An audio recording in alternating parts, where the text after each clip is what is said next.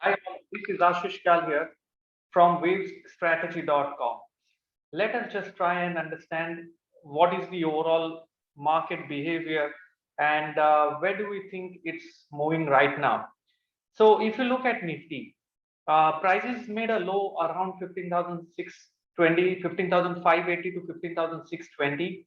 It closed on 20th of July, it closed near 15,630 levels. Post that, in yesterday's session, we saw a gap up opening when the markets opened with a big gap because the global markets were strongly positive and it continued to rally throughout the day. So Nifty finally managed to again cross that barrier of 15,800 levels and closed on the positive sign.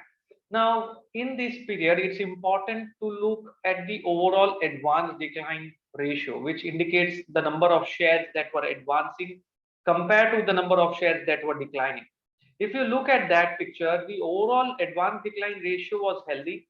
With on BSE, there were nearly around 2,184 shares on the advancing side compared to 1,065 declining.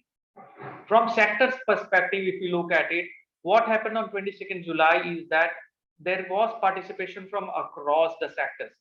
The top performing sectors were metals because Nifty Metal Index closed by nearly up by 3%. So that was the most top performing sector, which was also followed by Nifty Reality Index because that index also managed to close by 1.75% on the upside. So the sector was supporting also again. However, if you look at the overall trend of the market, it has been broadly in a range and stuck for quite some time because if I let me share across a very quick chart with you and let me explain it to you by looking at the chart. So if you look at this chart, you can clearly see there is a very strong range bound movement that we can see, and the markets and overall Nifty is stuck within this range with lower support coming in around 15,620.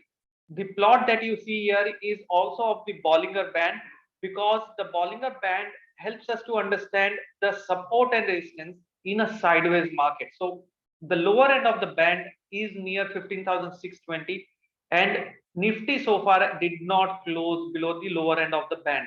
And that's why for a selling pressure to intensify, we need to see a break below this.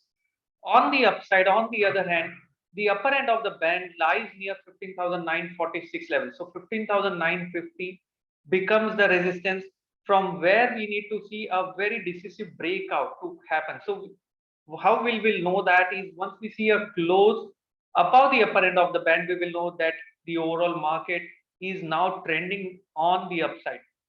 Mid cap and small cap stocks have been on the radar and these stocks have continued to do exceptionally well. So the way we can see the market is specific stock specific activity can continue. You can possibly focus on the mid cap and the small cap space. From the large cap space, possibly the stocks, the sectors that are outperforming is real estate and metal that you can keep an eye on. And overall, from Nifty trading perspective, it looks like this can be the market for option sellers as of now because it's purely stuck in a range.